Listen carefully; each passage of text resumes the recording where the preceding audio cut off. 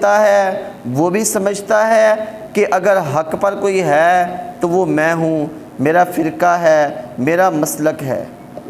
اگر انہیں قرآن و حدیث کی پیروی کا حکم دیا جائے اور آپ ان کو احادیث پڑھ کر سنا دیں یا قرآن کی آیتیں پڑھ کر سنا دیں، تو اس کے باوجود ان کے دل اتنے پتھر کے ہو چکے ہیں کہ وہ نہ تو قرآن کی آیتوں پر ایمان لاتے ہیں اور نہ ہی آپ صلی اللہ علیہ وسلم کی بات کو خاطر خواہ لاتے ہیں۔ تو ایسے لوگوں کے بارے میں پھر اللہ تبارک و تعالیٰ کا ارشاد ہے کہ ان کا ٹھکانہ جہنم ہے اور دردناک ان کے لیے عذاب ہے۔ آپ صلی اللہ علیہ وسلم وہ شخصیت ہیں کہ اللہ تبارک و تعالیٰ نے فرما دیا وَمَا أَرْسَلْنَاكَ إِلَّا مُبَشِّرًا وَنَذِيرًا، کہ ہم نے آپ کو بھیجا ہے تو خوشخبری سنانے والا بنا کر بھیجا ہے، اور اگر ہم نے آپ کو بھیجا ہے تو ڈرانے والا بنا کر بھیجا ہے۔ کوئی بھی ایسی شخصیت نہیں ہو سکتی دنیا میں جو گناہوں سے پاک ہو اور جس کی اطاعت کا ہمیں اللہ نے حکم دیا ہو۔ اگر کوئی ہستی ہے تو وہ آپ صلی اللہ علیہ وسلم کی ذات ہے کہ جن کا اللہ نے ایک بار نہیں بارہا بار ذکر فرمایا۔ کہیں پہ فرما دیا قُلْ إِن كُنتُمْ تُحِبُّونَ اللَّهَ فَاتَّبِعُونِي يُحْبِبْكُمُ اللَّهُ وَيَغْفِرْ لَكُمْ ذُنُوبَكُمْ، کہ کہہ دیجئے کہ اگر تم محبت کرتے ہو اللہ سے تو پھر میری پیروی کرو۔ ان کنتم تحبون اللہ، محبت اللہ سے محبت کیسے ہوگی کہ آپ صلی اللہ علیہ وسلم کی پیروی کرنے پڑے گی، اور پھر پیروی کرنے کا صرف فائدہ نہیں بہت زیادہ فائدہ ہوگا۔ یحببکم اللہ، تم سے اللہ محبت کرے گا، صرف محبت کے بدلے محبت نہیں ملے گی۔ وَيَغْفِرْ لَكُمْ ذُنُوبَكُمْ، بلکہ وہ تمہارے گناہوں کو بھی معاف کر دے گا۔ واللہ غفور الرحیم، اور اللہ بخشنے والا بڑا مہربان ہے۔ آج ہم اپنے معاشرے پر نظر ڈالیں تو ہمارا معاشرہ بے انتہا گمراہیوں میں گر چکا ہے۔ اگر کوئی ذات ایسی ہے جس کی بات مانی جائے، جس کو اللہ تبارک و تعالیٰ نے خاص کہا ہو، تو آپ صلی اللہ علیہ وسلم کی ذات ہے۔ آپ صلی اللہ علیہ وسلم کے لیے اللہ تبارک و تعالیٰ نے اپنی قسم کھاتے ہوئے فرمایا فَلَا وَرَبِّكَ لَا يُؤْمِنُونَ حَتَّى يُحَكِّمُوكَ، کہ تم اس وقت تک مومن نہیں ہو سکتے، قسم ہے تیرے رب کی، اس وقت تک ایمان والے نہیں ہو سکتے جب تک کہ آپ صلی اللہ علیہ وسلم جو فیصلہ کریں اسے تسلیم نہ کر لو۔ اور اللہ تبارک و تعالیٰ نے رسول محترم صلی اللہ علیہ وسلم کی زندگی کو بہترین نمونہ قرار دیا۔ وہ رسول محترم کہ جن کے اوپر ایمان لانے کا عالم ارواح میں تمام انبیاء کرام سے وعدہ لیا گیا، جن کی پیروی کا اللہ نے تمام انبیاء کو بھی حکم دیا، ان کے پیچھے امامت کروائی تاکہ وہ امام الانبیاء بھی ہوں۔ وہ رسول محترم کہ جنہوں نے معراج کیا، جن کو آسمانوں تک لے جایا گیا جسمانی طور پر، اور انہوں نے زمین و آسمانوں کی سیر کی۔ وہ رسول محترم کہ جس کے بعد قیامت تک کوئی جھوٹا تو نبی آ سکتا ہے، لیکن کوئی سچا اللہ کی طرف سے قیامت تک نبی دوبارہ نہیں آئے گا۔ آپ کو خاتم النبیین، نبیوں کے بعد ختم کر دیا گیا، اس کے بعد نبوت کا سلسلہ ہی ختم ہو گیا، تھم گیا نبوت کا سلسلہ قیامت تک کے لیے۔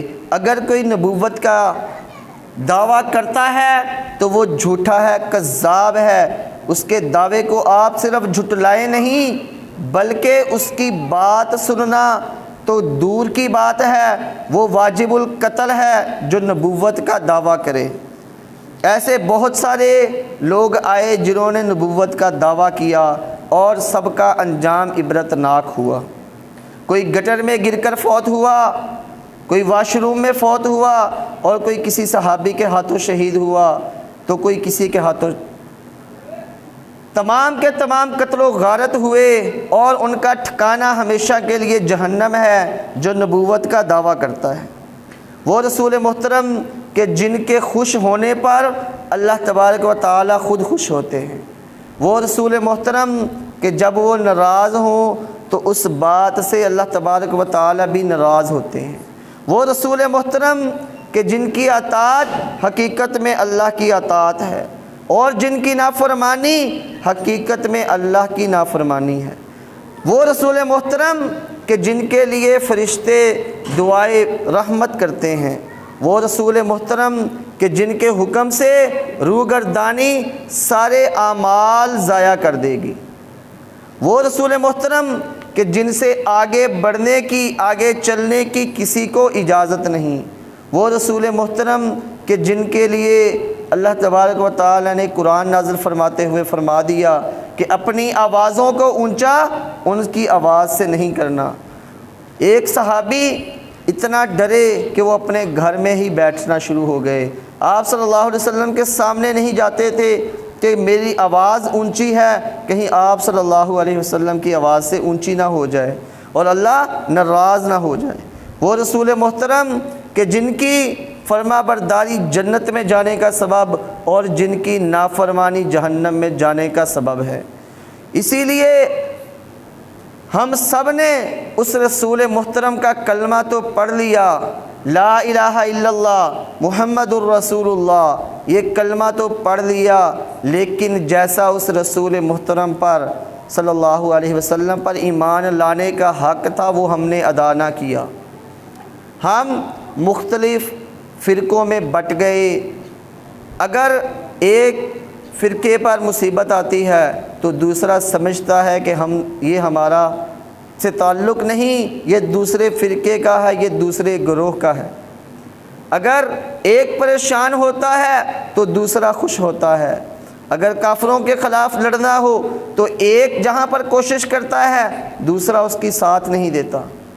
تو آؤ ہم تمام کے تمام اس بات کی طرف پلٹ جائیں کہ جس کا اللہ نے اور اس کے رسول نے ہمیں حکم دیا ہے۔ اللہ تبارک و تعالی نے قرآن مجید کے اندر ارشاد فرما دیا، وَاعْتَصِمُوا بِحَبْلِ اللَّهِ جَمِيعًا وَلَا تُفَرَّقُوا، کہ تمام کے تمام اللہ کی رسی کو مضبوطی سے تھام لو اور فرقے بازی نہ کرو۔ فرقے تو بہت سارے ہوں گے اور وہ تمام کے تمام کسی بات پر جمع نہیں ہو سکتے، لیکن اگر تمام مومن مسلمان اپنے آپ کو کہنے والے کسی بات پر جمع ہونا چاہیں تو وہ قرآن و حدیث ہے، جس کے اوپر کسی کو اعتراض نہیں ہونا چاہیے۔ اگر کوئی مسلمان ہے اپنے آپ کو کلمہ پڑھنے والا کہتا ہے تو اس کے سامنے جب آپ صلی اللہ علیہ وسلم کی بات کی جائے تو اسے آگے سے رد و بدل اس کے اندر بات کے اور اپنے پاس سے دلیلیں پیش نہیں کرنی چاہیے، بلکہ اس اونٹ کی طرح اس بات کو مان لینا چاہیے جس کو مسلم فرما بردار اونٹ کہا جاتا ہے، کہ اگر اس کی نکیل چھوٹا بچہ بھی پکڑے تو وہ اس کے پیچھے چل جائے۔ اور جب آپ صلی اللہ علیہ وسلم کی بات ہو تو پھر یہ نہ کہا جائے کہ یہ معمولی حدیث ہے، یہ معمولی بات ہے، معمولی سی سنت ہے۔ کوئی بات آپ صلی اللہ علیہ وسلم کی ایسی نہیں کہ جسے ٹھکرایا جا سکے۔ ایک آپ پر ایمان نہ لانے والا جب آپ صلی اللہ علیہ وسلم کی محفل سے گزرا تو اس کے کانوں میں آواز پڑی، آپ اپنے صحابہ کرام سے فرما رہے تھے کہ پانی کو دیکھ کر پیا کرو۔ اس نے اس بات کو اپنے ذہن میں بٹھا لیا، اور جب رات کو اسے پیاس لگی اور اسے پانی کی حاجت ہوئی تو اس نے اپنے برتن سے پانی ڈال کر پینے لگا، اور اسے آپ صلی اللہ علیہ وسلم کی وہ بات یاد آ گئی۔ اس نے کہا میں دیکھوں تو صحیح گلاس میں جھانکنے کی وجہ کیا ہے، برتن میں دیکھنے کی وجہ کیا ہے۔ اس نے دیکھا تو اس کے برتن کے اندر بچھو بیٹھا ہوا تھا۔ وہ اسی ٹائم تہیہ کر لیا کہ میں نے اسلام قبول کرنا ہے، آپ صلی اللہ علیہ وسلم کی خدمت میں حاضر ہوا اور اسلام کو قبول کر لیا اور کہہ دیا کہ جس شخص کی ایک بات میری جان بچا سکتی ہے، اگر میں اس کی مکمل فرما برداری کروں تو پھر میں کیا نہیں پا سکتا۔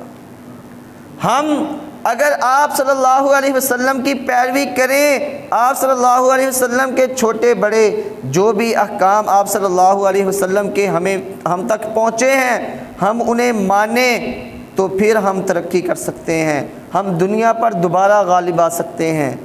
جب تک ہم آپ صلی اللہ علیہ وسلم کی اطاعت قبول نہ کریں گے جو حقیقت میں اللہ کی اطاعت ہے، تب تک ہم ذلت رسوائی کا سبب ہی بنیں گے اور ہمارے لیے ذلت اور رسوائی ہی ہوگی۔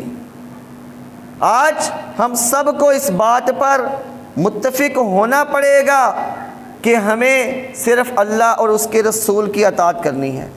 ہم تک قرآن و حدیث کو پہچاننے کے لیے تمام اماموں نے محنتیں کی، امام احمد بن حنبل ہوں یا امام ابو حنیفہ ہوں، امام شافعی ہوں یا مالکی ہوں، سب کی تم بات وہی مانو جو انہوں نے قرآن و حدیث کے مطابق بات ماننے کا حکم دیا ہے۔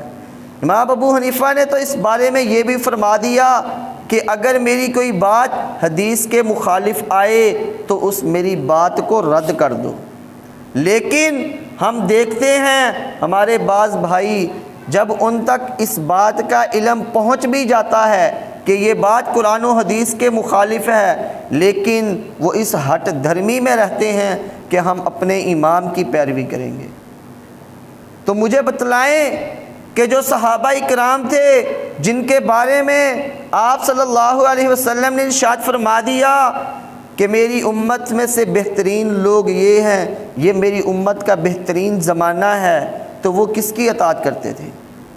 کیا تب امام احمد بن حنبل، امام شافعی، امام ابو حنیفہ یا امام مالک رحمہ اللہ ان میں سے کوئی اس ٹائم موجود تھا؟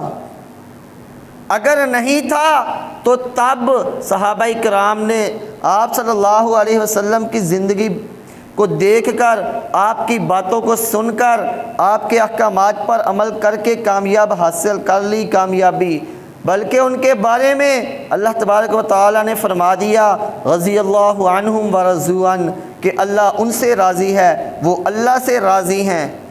تو جب اللہ ان سے راضی ہو سکتا ہے آپ صلی اللہ علیہ وسلم کی پیروی کی وجہ سے، تو آج ہمیں بھی اس بات کی ضرورت ہے کہ ہم بھی آپ صلی اللہ علیہ وسلم کی پیروی کریں۔ اگر تو ہم آپ صلی اللہ علیہ وسلم کی پیروی کر لیں تو پھر دنیا کے کوئی کفار، کوئی یہودی، عیسائی مسلمانوں پر کبھی غالب نہیں آ سکتا، مسلمانوں کو کوئی نقصان نہیں پہنچا سکتا۔ اسے ایک مسلمان کو نقصان پہنچاتے ہوئے سوچنا پڑے گا کہ دنیا میں اربوں کے حساب سے مسلمان ہیں، وہ اس بھائی کا بدلہ لیں گے۔ ہمارے ہاں ہوتا یوں ہے کہ کافر آتا ہے ہمارے ملک کے اندر رہتے ہوئے ہمارے ملک کے لوگوں کو قتل کر کے شہید کر کے انہیں بھاگ جاتا ہے، اور ہم اس کو پکڑنا، سزا دینا تو دور کی بات ہے، اس کے تلوے چاٹتے ہوئے اس کا ساتھ دے رہے ہوتے ہیں ہمارے ہی بھائی۔ آج غزہ میں ہمارے بھائیوں، بہنوں، بچوں پر ظلم ہو رہا ہے، اور ایسا ویسا ظلم نہیں، ان نہتوں کو شہید کیا جا رہا ہے، اور ہماری حکومت جو مسلمان دنیا میں اس ٹائم سپر پاور بنے ہوئے ہیں، وہ بھی 1 منٹ کی خاموشی اختیار کر کے اپنے آپ کو صاف ستھرا ثابت کرنے کی کوشش کر رہے ہیں۔ اگر 1 منٹ کی خاموشی سے دنیا کو کوئی فرق پڑتا ہے تو پھر ہم 1 منٹ کیا، 1 دن کیا، 1 سال کی خاموشی اختیار کرنے کے لیے بھی تیار ہیں۔ لیکن اگر ہم خاموش ہوئے تو پھر ہم پوری زندگی خاموش تو رہ سکتے ہیں، اس سے کافروں کو کوئی فرق نہیں پڑے گا، وہ ہمارے بھائیوں کو ویسے ہی شہید کرتے رہیں گے جیسے وہ آج کر رہے ہیں۔ ہماری حکومتوں کو یہ پروپیگنڈا چھوڑنا پڑے گا کہ 1 منٹ کی خاموشی اختیار کر لو۔ یہ کافروں کا شیوا ہو سکتا ہے کہ 1 منٹ کا خاموشی سے احتجاج کریں۔ احتجاج ہمیشہ کمزور کیا کرتا ہے، وہ کیا کرتا ہے جس کے پاس طاقت نہ ہو۔ جس کے پاس طاقت ہوتی ہے، آپ کسی بھی گاؤں میں چلے جائیں، شہر میں چلے جائیں، کوئی ایم پی اے کو، ایم این اے کو، گاؤں کے چودھری کو، اس کے بچوں کو ہاتھ لگا کے دکھائے، وہ ان کے جو ہاتھ لگانے والا ہوتا ہے ان کے ہاتھ توڑ دیتے ہیں۔ اس کی وجہ یہ ہوتی ہے، انہیں پتہ ہوتا ہے ہمارے قانون ہاتھ میں ہے، ہم طاقتور ہیں، یہ کمزور ہیں، یہ ہمارا کچھ نہیں کر سکتے۔ تو آج ہمیں بھی اس چیز کی ضرورت ہے کہ ہم متحد ہو جائیں اللہ کے دین کے لیے، جو اللہ نے نازل فرمایا ہے اس دین پر عمل کرتے ہوئے، قرآن کے اوپر عمل کرتے ہوئے، آپ صلی اللہ علیہ وسلم کے فرامین کے اوپر عمل کرتے ہوئے۔ اگر ہم آج متحد ہو جائیں تو ہم سے کافر نکلتے ہوئے سوچیں گے گھر سے کہ ہم کس طرف جا رہے ہیں۔ یہ یہودی وہ قوم ہے کہ جنہوں نے اسرائیل علیہ السلام کے نام پر اپنے ملک کا نام رکھ لیا۔ اسرائیل یعقوب علیہ السلام کا نام تھا، یعقوب بن اسحاق بن ابراہیم علیہ السلام ان کا نام تھا، ان کی یہ کنیت تھی جو کافروں نے اپنے ملک کے لیے رکھ لی، یہودیوں نے۔ اس کی وجہ آج مسلمان جب اسرائیل کو گالی دیتے ہیں، وہ حقیقت میں ایک نبی کے نام کی نافرمانی کر رہے ہوتے ہیں، گستاخی کر رہے ہوتے ہیں۔ تو ہمیں اگر لعن طعن بھی کرنا ہے تو یہودیوں کے خلاف کرنا ہے۔ اللہ یہود و نصارہ کو تباہ و برباد کرے، اللہ ان کو تباہ و برباد کرے جو مسلمانوں پر یا کسی بھی کمزور پر ظلم کرتے ہیں۔ مسلمان جب بھی غالب رہے، انہوں نے کبھی کسی کے اوپر ظلم نہیں کیا۔ تاریخ اس چیز کی گواہ ہے، آپ تاریخ اٹھا کر دیکھ لیں، ایسے بہت سارے مسلمان ہیں جنہوں نے طاقت ہونے کے باوجود، غالب ہونے کے باوجود کافروں کو رہا کر دیا، چاہے وہ یہودی تھے، عیسائی تھے، انہیں ان کی عبادتوں سے بھی منع نہیں کیا۔ لیکن آج کافروں کے پاس، یہودیوں کے پاس تھوڑی طاقت کیا آئی، انہوں نے غریب مسلمانوں کو شہید کرنا شروع کر دیا۔ تو ہمیں اس چیز کی ضرورت ہے کہ ہم اللہ کی راہ میں نکلیں۔ ہمارے حکمرانوں کو اس چیز کی ضرورت ہے کہ انہوں نے ہمیشہ کبھی بھی دنیا میں نہیں رہنا۔ اگر کوئی کام کریں گے نیکی کا تو ان کا نام بھی رہے گا، ان کا کام بھی ہمیشہ یاد رکھا جائے گا۔ اللہ تبارک و تعالیٰ سے دعا ہے کہ اللہ تبارک و تعالیٰ اسلام کو غالب فرمائے اور یہودیوں کو جو مظلوموں کے اوپر ظلم کر رہے ہیں انہیں تباہ و برباد فرمائے۔ آمین۔ وآخر دعوانا الحمد للہ رب العالمین۔